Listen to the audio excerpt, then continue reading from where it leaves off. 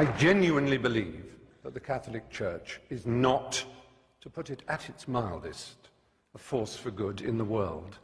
And therefore it is important for me to try and marshal my facts as well as I can to explain why I think that.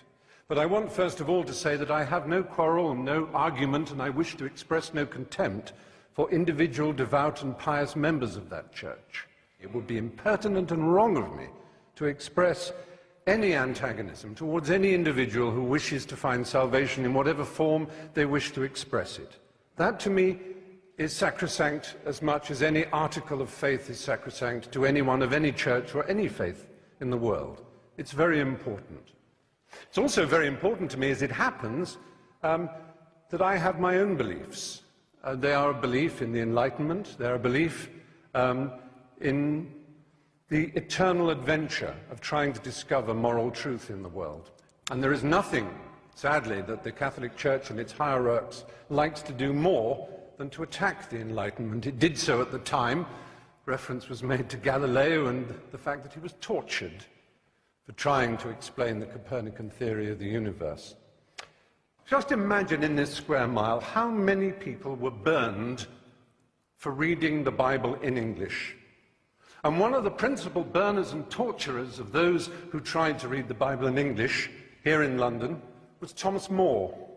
Now, that's a long time ago. It's not relevant, except that it was only last century that Thomas More was made a saint, and it was only in the year 2000 that the last pope, the Pole, he made Thomas More the patron saint of politicians. This is a man who put people on the rack for daring to own a Bible in English. He tortured them for owning a Bible in their own language. The idea that the Catholic Church exists to disseminate the word of the Lord is nonsense. It is the only owner of the truth for the billions that it likes to boast about, because those billions are uneducated and poor, as again it likes to boast about. It's perhaps unfair of me as a gay man to moan at this enormous institution, which is the largest and most powerful church on earth, has over 1 billion, as they like to tell us, members, each one of whom is under strict instructions to believe the dogmas of the church, but may wrestle with them personally, of course. It's hard for me to be told that I'm evil, because I think of myself as someone who is filled with love, whose only purpose in life was to achieve love, and who feels love for so much of nature and the world and for everything else. We certainly don't need the stigmatization, the victimization that leads to the playground bullying when people say you're a disordered, morally evil individual. That's not nice. It isn't nice.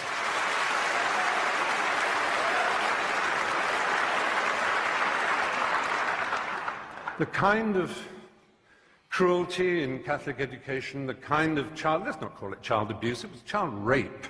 The kind of child rape that went on systematically for so long. Let's imagine that we can overlook this and say it is nothing whatever to do with the structure and nature of the Catholic Church and the twisted, neurotic and hysterical way that its leaders are chosen. The celibacy, the nuns, the monks, the priesthood. This is not natural and normal, ladies and gentlemen, in 2009. It really isn't.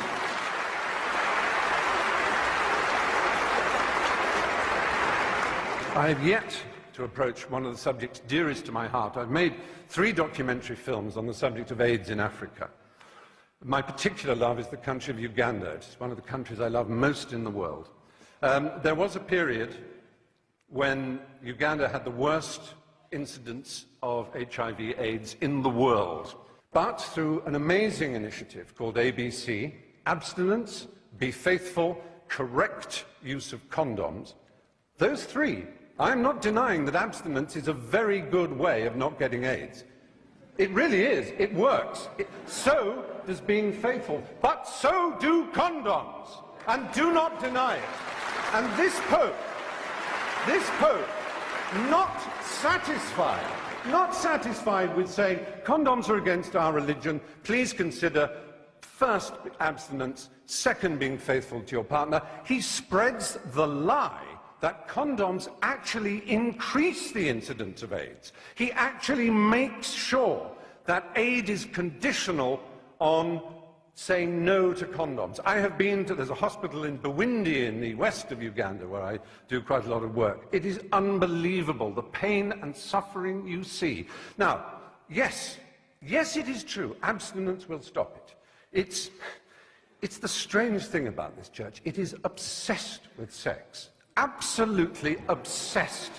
Now, they will say, we with our permissive society and our rude jokes are obsessed. No, we have a healthy attitude. We like it, it's fun, it's jolly, because it's a primary impulse. It can be dangerous and dark and difficult. It's a bit like food in that respect, only even more exciting. The only people who are obsessed with food are anorexics and the morbidly obese. And that, in erotic terms, is the Catholic Church in a nutshell.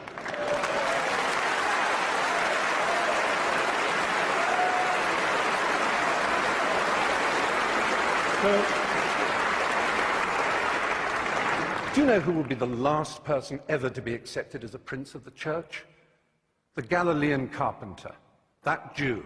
They would kick him out before he tried to cross the threshold. He would be so ill at ease in the church. What would he think? What would he think of St. Peter's? What would he think of the wealth and the power and the self-justification and the wheedling apologies?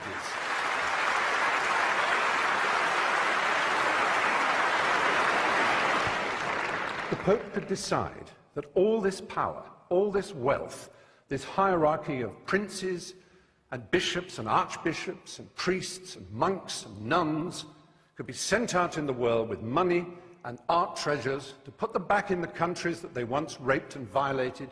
They could give that money away, and they could concentrate on the apparent essence of their belief.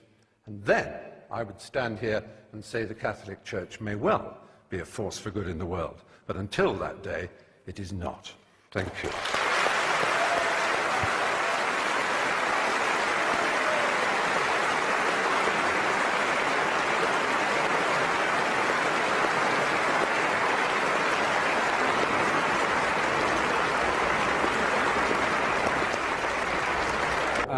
I suppose I'm slightly disappointed that Anne Widdecombe in particular should say, oh, I knew they'd bring up condoms and child rape and homosexuality.